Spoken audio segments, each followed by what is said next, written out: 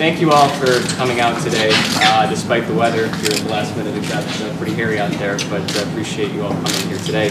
My name is Justin Nigro, last name spelled N-I-G-R-O, and I staff the We Are One coalition, and I'm pleased today to be here and to be joined by employees and retirees of the City of Chicago and Chicago Public Schools to announce the forming of a new coalition, the We Are One Chicago Union Coalition, uniting to protect retirement security for city employees and retirees. We will hear today from 7 working and retired men and women. These are teachers, firefighters, nurses, police, other city employees and retirees. These are the types of public servants that make up our group. You'll be hearing their stories today. We'll hear about their service to the public, oftentimes under dangerous and difficult circumstances. We'll hear about how they anchor their communities and their neighborhoods and how they improve them. And we'll hear that they don't receive Social Security and why their pensions are their life savings, their bedrock for dignity and security in retirement. And we'll be carrying that message loud and clear in one united voice to the state capitol on Wednesday when we rally in the rotunda before the governor and lawmakers assembled there today. We will have limited time for questions at the end, so I'd ask that you save questions until the end, and I'll help to facilitate responses from our speakers and our labor leaders present here today. So without further ado, why don't we get started with our first speaker, Jim Gochi. Right by. Greetings, my name is James Gochi, that's G-O-C-H-E-E. I have been a Chicago police officer for 11 years, with a career of 19 years as a law enforcement officer. I'm here today to discuss how Mayor Rahm Emanuel's pension reform bill will affect myself, my family, and the countless police officers that serve with me in this great city. I've been a working police officer my whole career, having well over 2,100 arrests while spending countless hours seeing through to the end cases involving dangerous criminals in one of the most violently plagued police districts in the city of Chicago. I have done what my supervisors, the people, and the mayor of this great city have asked of me, at the cost of my wits, my physical health, and the precious time that I could and should have spent with my family and loved ones. I was seriously injured in a squad car accident in 2009, then was shot in the line of duty the following year, 2010. Through it all, I went back to my district, my tactical unit, without ever complaining about what my future might hold or the future of the pension plan that was promised for me and my fellow officers the day we came on the job. One could argue that this job, this career, is the one that I chose. However, when was the last time a politician, a news reporter, a civilian, ever had to dodge a bullet fired at them from a gang member or drug dealer? Ever resolve conflicts while one side loves you while the other hates you? Or be called upon to face down protesters who would rather light you on fire than have a peaceful protest? These are the same people who feel that such a person, a police officer, who sacrifices his life so that others may have some peace, is undeserving of such a reward at the end of his or her career. There has to be a light at the end of the tunnel, Mr. Emanuel. This job is tough, and we understand that yours is too. However, when you dial 911, yourself and every citizen this job is tough, and we understand that yours is too. However, when you dial 911, yourself and every citizen expects something that will protect them come from the other end of that phone call. With your pension reform bill, Mr. Mayor, you will have me work harder and longer, exhausting more hours at work, away from my family and loved ones. I understand that the pensions crisis took years and a deliberate non-funding approach to get us where we are today. We, however, should not be punished for the failed custodial acts of one or many who so selfishly refuse to fund our pension, while they now are enjoying their own pensions upon retirement.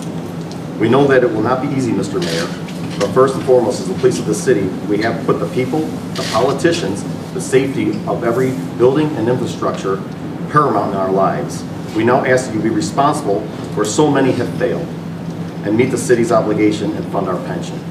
I would also like to add that I have faithfully and religiously paid my 9% of the pension fund each month since I came on the job. Thank you.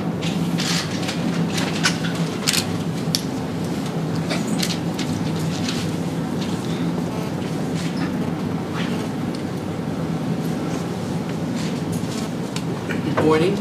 My name is Patricia Boughton, and my last name is B-O-U-G-H-T-O-N, and I am a Chicago public school teacher. I have taught for the last 20 some odd years, give or take a few. I've taught every grade from preschool to high school. It's people like myself and my colleagues that I'm standing here to talk in behalf of today, our pensions. When I first started teaching, I was young, and I didn't really think about the pension very much, to be honest with you. But as I became older, and I got more responsibilities in my life, I began to make plans for my life. And of course, in making those plans, I had to take into account pensions as well. I found out teachers do not receive Social Security benefits. Most of us depend upon these pensions for our livelihoods. I'm a widow, so that means that I am working alone. I don't have a husband or anybody like that to help me. So when the mayor and politicians say, well, we're going to cut pensions, they are really affecting people like myself in a dramatic way. Because if that is the only income that I have coming in, then it affects my quality of life in that I can't do the things that I'd like to do. For example, because of my age and some of my infirmities, I have to pay people to come in to help me do keep up my property, cut my grass, trim my bushes. These are things that people don't really think about, but they are things that come out of our funds, our incomes. I pay taxes, I pay water bills, I pay sewage bills. All of these things come from an income that the governor and the mayor are talking about what we ought to cut. We work hard for our money. We pay, as the officer said, we paid our 9% faithfully. And it's like any other bill or anything else that anyone else has to pay. We earned this money. And we should not be penalized because the politicians in this city refused to live up to their obligations to their pensioners. I keep saying that I feel that we've been robbed, that someone is stealing from us. Because if I give you money, or if you give me money to do something with, to put away for you, and I spend it on something else, and then when you come to me later on to say, can I get my money back? And you tell me, I tell you, I don't have it. How would you feel? Because that's really what's happening to us today. I have friends who are teachers, many of them are retired now. And some people are struggling because of health issues and other things that are going on in their lives. But we all depend upon our pensions, and we cannot afford to have our benefits cut because people in Springfield are not doing what they are supposed to do, what they are charged to do. Sorry, I was trying. Okay, also, I think, is my time up? Yeah. Oh, sorry.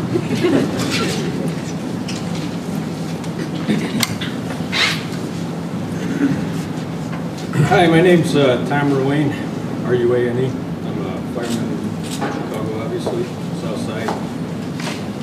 For the last 34 years, basically. And I'm signed up to retire, hopefully, at the end of this year. One of the main reasons I'm retiring is it's a young man's job. And physically, I think I'm a little bit beat up. A couple of years ago, we had a fire on the south side, and myself and a young fireman got trapped in the attic. Things do happen in fires. Both of us ended up intubated and sent out to Loyola Hospital in the burn unit. Thankfully, we were both able to come back to work and recover. Came back to our employment. I ended up with a new hip a year later, which I attribute to that fire. I've had 13 stitches in my face from being punched by a felon out on parole. I've had a ACL reconstruction.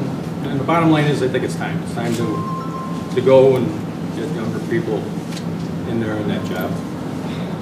Same thing, I paid my money into the pension, and the employment contract was that I would receive a pension. We're no heroes, believe me. I know heroes. I've known a lot of them. Very thankful to meet a lot of real heroes. If they're going to break an employment contract, how about we start with the Skyway or the parking meters?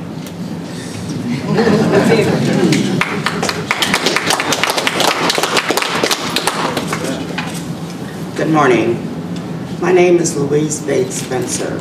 That's BATES-SPENCER. I am 81 years old and a member of Aspen Retirees Chapter 31.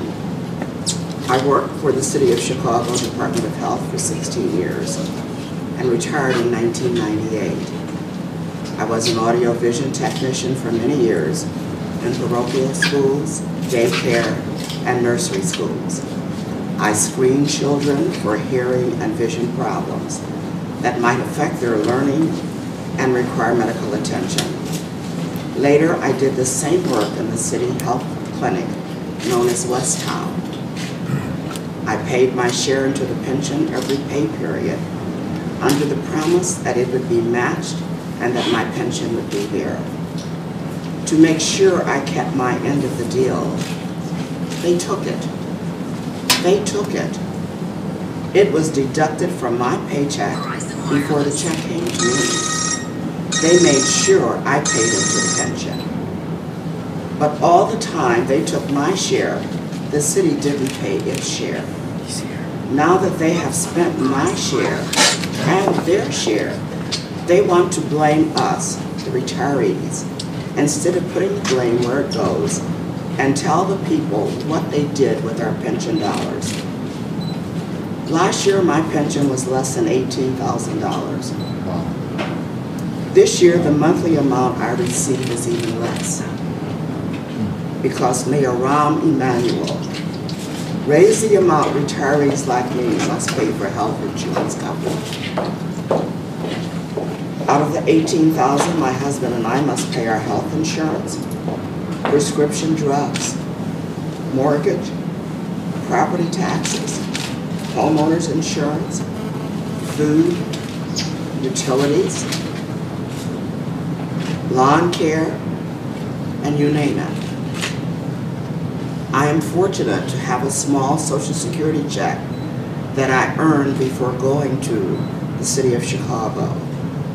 As you know, city employees like me were not eligible to earn Social Security credits for the city work. It is extremely difficult on the little I get now. To take a pay cut year after year is unfathomable. To all the politicians hollering about our pensions, I say to them, let's get real. The public needs to be told the truth. The politicians didn't pay their share. While we earn our pension, we work for it, we pay for it, and it is our livelihood. Now it's like throwing seniors to the wolves. All the cuts they want to levy are against seniors, the most vulnerable of society. And the rich, they give all the credits. I am appalled at our elected officials. And I want to leave you with the words of Alexandra, Mary, Margaret, and Kunda. She said, respect the old when you are young. Help the weak when you are strong. Confess the fault when you are wrong. Because one day you will be old, weak, and wrong.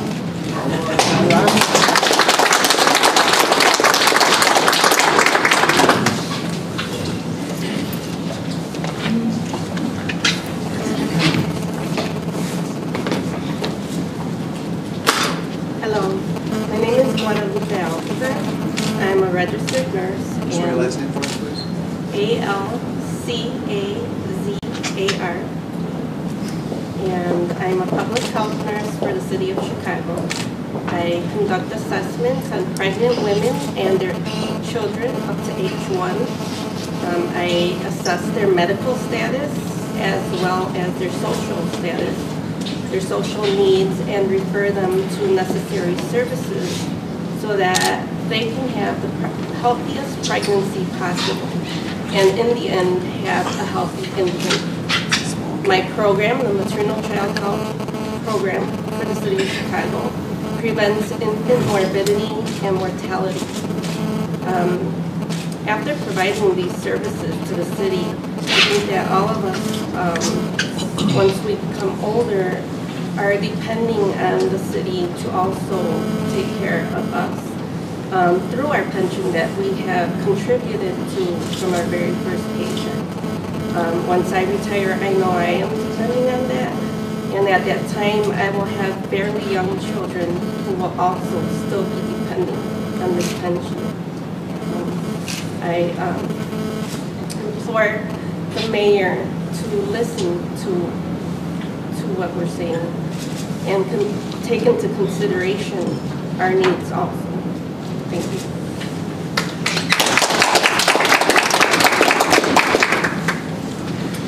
Good morning. My name is Al Gianfrancisco, Gianfrancisco. I am proud to say that I have served the city of Chicago for 12.5 years so far. I took this job in 2000. I'm continuing on here, ma'am. I started off in 2001 as a parking enforcement aide. I knew when I was first hired that I was not going to make a whole lot of money, but I knew the city would provide me with a living wage and a decent retirement. During my time of working, I looked into the pensions, and with the looming cuts coming, I'm not so sure about that decent retirement. My work for the city has not been easy. In January of 2011, while patrolling near 37th and Kedzie, I was blindsided by 2 people who attacked me. I cried out for help, but by the time help came, the damage was done. I ended up with a concussion, a fractured orbital bone, and bruised ribs. I was off of work for 2 months. In December 2011, I accepted the position of detention aide with the Chicago Police Department. Again, I knew I was not going to get rich doing this job, but I knew I was going to make a living wage and have a decent retirement. I worked the graveyard shift on the south side in the 4th District. At times this job can be strenuous, dangerous, handling men and women when they get arrested because they don't want to be processed. I have no intentions of leaving my great city, and I plan to retire from the job that I currently have.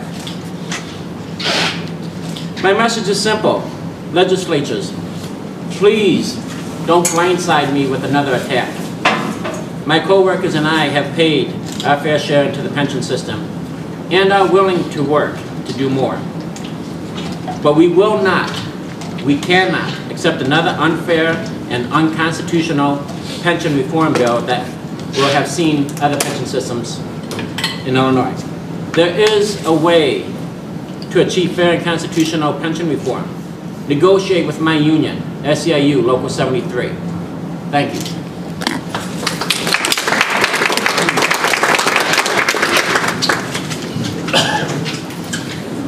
My name is Helen Ramirez Odell. I hyphenated. It's RAMIREZ-ODELL. I'm a registered nurse. I didn't work in the hospitals long enough to get my 40 quarters for Social Security. Instead, I went into the Chicago Public Schools in my mid-20s and stayed there for about 40 years, serving children from kindergarten through high school, doing the best I could to meet their health needs, just as all the nurses and other clinicians do now. I retired in 1969, and I rely greatly on my pension, not only for myself, but for members of my family. I have several people in my family who have chronic illnesses or are disabled, and the disabilities range from mild to profound. These family members rely on me for chauffeuring. My gas bills are heavy, and I take them for outings in my community. They love the restaurants, the haircuts, the manicures, other services, movies. Those outings mean a lot to them. Those are the little things. I also have to help out with rent and housing expenses. I pay for mental health therapy, which is not covered. I help pay for drugs when they don't have enough to do it. If my cost of living is reduced on my pension, or if my own health benefits are reduced so that I have to pay hundreds more each month just to keep my own health benefits, it's going to make a profound difference in what I'm able to do with my family. First, the outings will be reduced. If they go and I have to reduce the help that I give for their medication, they're going to end up in the emergency room. So I don't want that to happen. And I'm not the only caregiver. We know a large percentage of people like me in America have heavy caregiving duties, expectations. So I expect the mayor of Chicago and my state representative and state senator to honor the guarantees that we have for our pension. Like the other people said, I never missed a payment. I put every penny into it that I was supposed to. This was a contract they have with us, and it is wrong to blame us for wanting what is due us. When I have planned my life, I waited until past retirement age to retire because I knew I needed the pension payments for myself and my family. So I will be going to Springfield with my brothers and sisters in Chicago Teachers Union, and We Are One Coalition. And I'm going to let my representatives know that I expect them to do what they have promised to do for many years. And I will not forgive them if they renege on it. That's a good point. Quick point of clarification, you started working in '69? No. I retired when I was 69, but when I you were started. Yeah, I retired in 1969, and I was 69. You retired in 1969? No. I retired. I'm a little nervous for this speech. She was 69. I retired in 2011. Got it. That's good. Yeah. Yeah, So, did I mess that up?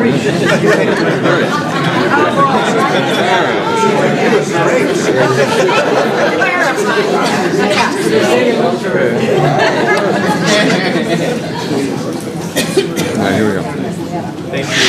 Thank you, Helen, and thank you to our 7 speakers here. Like I said at the start, we have some time for questions here at the Can end. Jackie Sharkey come up for a minute? Jesse Sharkey come up? Sure, that's fine, Jesse.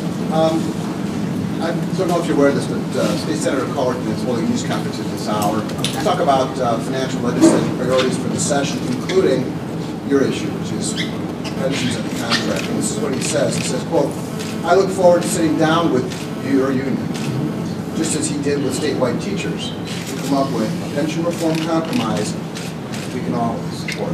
Don't you rejoice to that? We'd welcome a chance to talk with legislative leaders. But we'd like to remind Senator Cullerton, who has attacked our pensions in the newspaper, that this is actually what Chicago looks like. The heart and soul of the city, people who are in the neighborhoods whose retirement security, the income they get from those retirements, keep the city services alive, make our city, are the blood and muscle of the city, are right here. And actually, part of the purpose for having this news conference like this is to announce that we intend to have a unified front, and that it's not really just about the teachers, but it's about all the people who perform public services and demanding justice from our elected officials, so that we do things like raise the question about there being close some of the tax loopholes, stop making the pension cuts such that the Ty Fainers, the Bruce Rowners, the people who have very, very generous retirements of their own and who manage hedge funds have every advantage, while the people who actually do hard work in the city every day bear the brunt of all the cuts. That's what we need to reverse. Do you think there's enough? The report talks about various revenue ideas like the resident tax, sales tax on services, the transaction tax, city income tax. Some of those have been ruled out specifically by Mayor Mandel, the city income tax again, he campaigned on the idea of the sales tax, the ROM tax, the sales tax of services. Which of these ideas do you favor and are you pushing? You just put out a menu like this. Well, first of all, Ron should make up his mind, because at some points, the mayor has talked about the need to be responsible with government and to fund its priorities. And we actually think the people who do the work in the city should be a priority. And that we can't simply solve every problem on the backs of retirees or the people who do the work. So there needs to be conversation about revenue. We should talk about tax fairness. We should talk about closing loopholes. We should talk about people who really make $200,000 a year or more, paying their fair share in our society. And I think those are some of the kinds of things. I'd like to let other people decide. Well, are you willing to meet him halfway? I mean, he's saying that he acknowledges that revenue is part of it, but he won't discuss which revenue until you have the quote reform, which is cuts from you folks. Well, we've made our position very clear that having a discussion about, having a discussion about what happens in the pensions, what happens with retirement security, is contingent on also having a conversation about there being a commitment to having revenue, and obviously we're willing to talk with the elected officials, but we're not willing to just be the butt of their attacks. And so I'll leave it at that. Thank you. Firefighter Roy, you want to come back up? You take a couple questions or not? Is that okay? You were good. Is that okay? I just if you We could, liked you about the parking. yeah, if you could, that seemed like a common sense idea, and I just wondered if you, because you walked off as you said it, I just wondered if you could maybe bring that up again, and from your perspective. About the parking meters and the Yeah. Yes. highway, I mean, You're off mic. Tell them about Ashland Avenue. yeah, obviously, you want to break a contract, why don't you start there? That's where the big money is. It's not with, I'm not an accountant. Not the pension. Yeah, I mean, what else I can say there? It's just that's the age-old story of politics, I guess. What do you mean? Would you mind if I help Tom out here for a second? Let me step up at one time. I'm Tim O'Brien. I'm the Director of Public Relations for the Chicago Firefighters Union. Tom was brought here today to put a human face on the fire department, not to discuss politics. Tom's story is similar to hundreds and thousands of firefighters who bear the burden of the work, who put out fires when it's 30 below zero and when it's 105 degrees out. Tom's the common face story. He's our poster child of what happens when you work hard for 30 years, 34 years, and you give everything you have 100% of the job, and now on your way out the door, the mayor says, I've decided I'm going to change the game. Me and my billionaire buddies no longer want to live up to the agreement that we've offered you for 30 years. Tom's not our politician. He doesn't deserve those questions.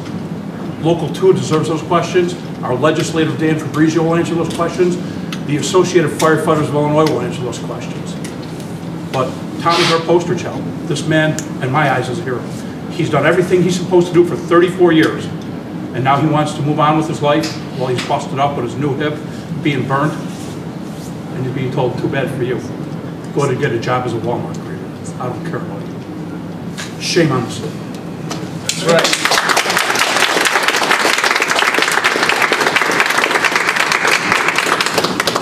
How many do you expect? Tim O'Brien or for Jesse Sharkey then on that note.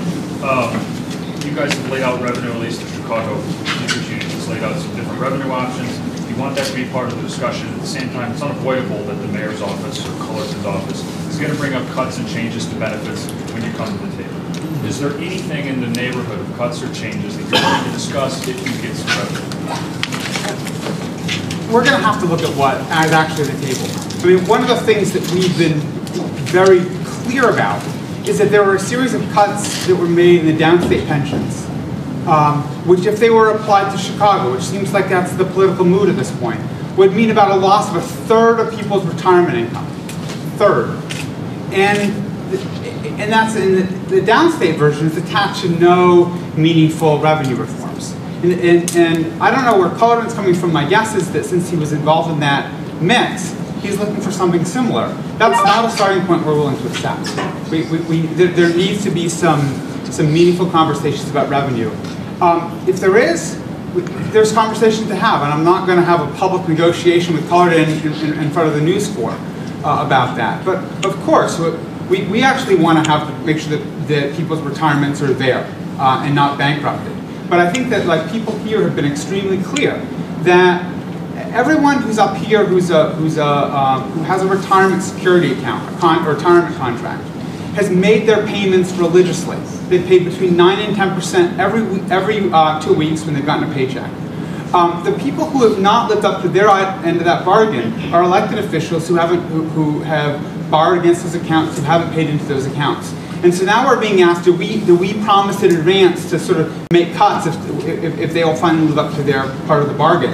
And the question to that has to be, we'll always talk, but don't sit here and ask us what sacrifices we're willing to make when, frankly, we've lived up to our bargain, and now it's time for them to live up to theirs. And the mayor's argument to that is that if we start talking about revenue first, you'll never get the concessions that he believes they need to get you halfway. And you say what to that? I said the mayor should talk to his friend Bruce Rauner and ask what concessions Bruce Rauner is willing to make. What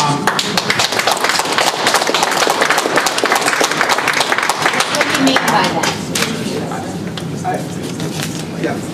No, you need, please clarify that, because I'm not sure what you meant either. No, what I mean is that there are a number of hedge fund billionaires who have been extremely vocal about the need to cut retirement security for public servants.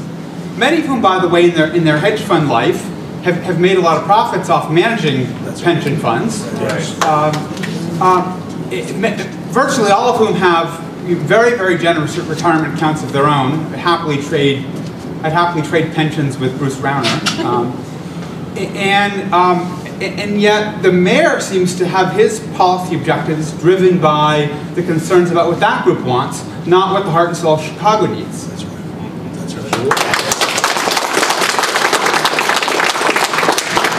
Are there any of the revenue ideas that you put on the table, Jesse, that you would prefer over another? I guess I might as well just stay up here.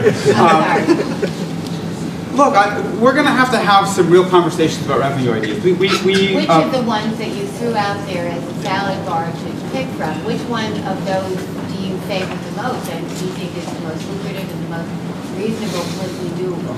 Well, I think a good place to start would be closing tax loopholes. There are many of them. That's the smallest item, though. Well, it depends on how you count. On a statewide level, we think that there's some significant money there.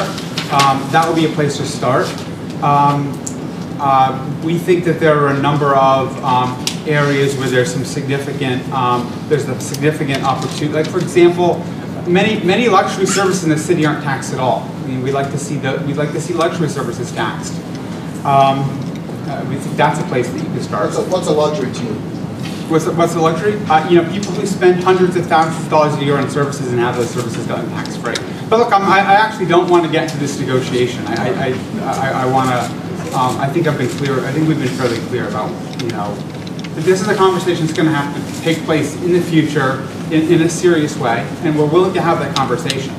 So the question for Jesse or any other union person up there, I know there's two, I don't see anybody else. What's the status of talks with the mayor's office or Cullerton? Is anybody actually sitting down and discussing this stuff, or is it all press conference versus press conference? I can give you a brief summary of what we're doing. The Chicago Firefighters Union and the Associated Firefighters of Illinois, who are separate but work together, similarly as we are one Chicago working together, have been working for the entire 2+ years of the mayor's term in office. They have brought negotiations to him. They have been willing to negotiate. He has not accepted any type of answers.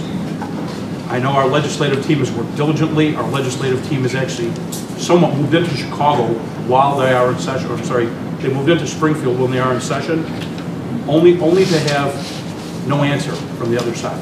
And it's my belief, this is not the belief of my entire union, this is my personal belief, Tim O'Brien. I don't think the mayor is interested in solving the pension crisis. I think the mayor is more interested in letting everything go to 401ks so his friends like Bruce Rauner and all the hedge fund managers can make billions more. While we wind up making less, they wind up making more. That's my opinion, and my opinion only, okay? I want to make that crystal clear.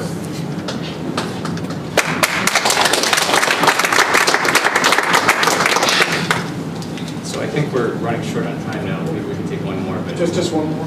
One more. I mean, can anyone, be they a union official or a worker, can they talk about, we're in the middle of an election year.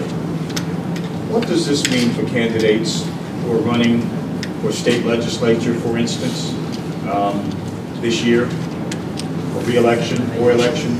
Can you sort of size it up for me? Is this the issue that will make or break them? Well, again, go for it. You may speak. Excuse me, from my perspective, yes. Yes, it is. One of the things I wanted to mention that I failed to mention the first time is the effect of this on the black middle class in our city. Many African American people in the middle class are public sector workers. We're the postal workers, we're teachers, we're bus drivers, we're firefighters, we are police officers.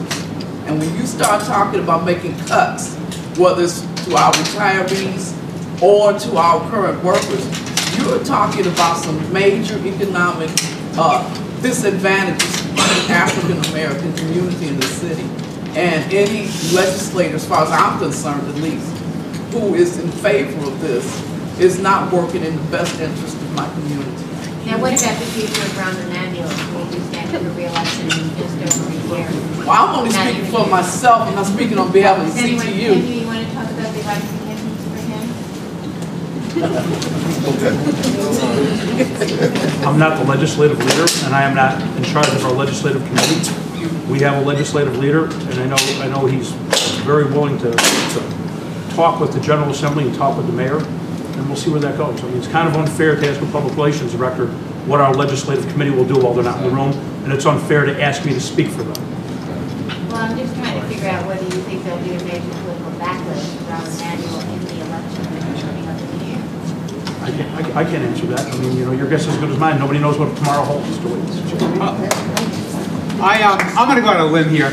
I think it's safe to say that Rahm Emanuel will not be getting the endorsement of the Chicago Teachers Union. You do that already. Okay, again, thank you all for your time.